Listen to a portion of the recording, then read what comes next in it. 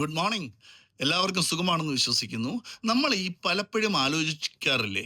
ഈ പണക്കാര് കൂടുതൽ കൂടുതൽ പണക്കാരാകുന്നു.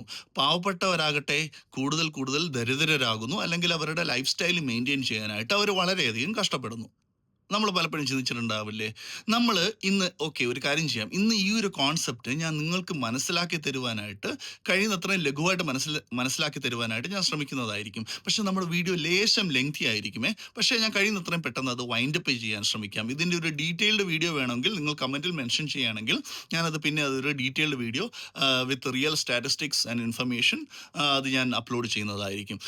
ഫസ്റ്റ് ഓഫ് ഓൾ നമ്മളിത് മനസ്സിലാക്കുക. എന്തുകൊണ്ടാണ് ഇങ്ങനെ സംഭവിക്കുന്നത്?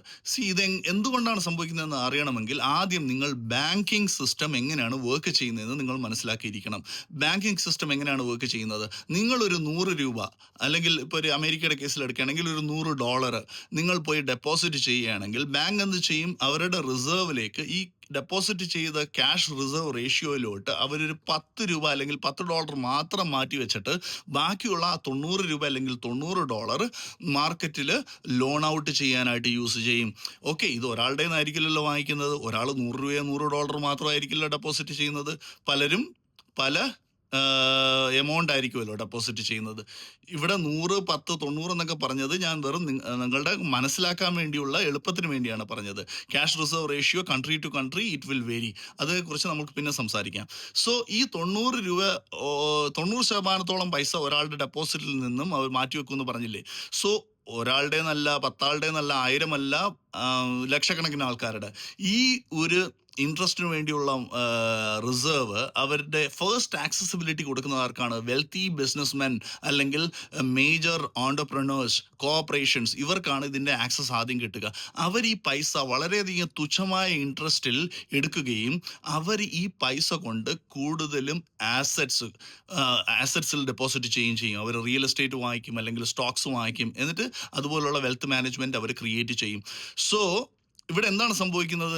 ബാങ്കുകാർക്ക് സ്വന്തമല്ലാതെ അവരുടെ തന്നെ പൈസ അല്ലാത്ത പൈസയിൽ നിന്ന് അവർക്ക് അതിൻ്റെ ലാഭം കിട്ടുകയും ഈ ബിസിനസ്സുകാർക്ക് ബാങ്കിൽ നിന്ന് കടമെടുത്ത തുച്ഛമായ പലിശയ്ക്ക് എടുത്ത പണം കൊണ്ട് അവരവരുടെ വെൽത്ത് മാനേജ്മെൻറ്റ് ക്രിയേറ്റ് ചെയ്യുകയും അവർ ഈ വാങ്ങിക്കുന്ന അസറ്റ്സിനുണ്ടല്ലോ ഭാവിയിൽ സ്കൈ റോക്കറ്റിംഗ് പ്രൈസസ് ആയിരിക്കും.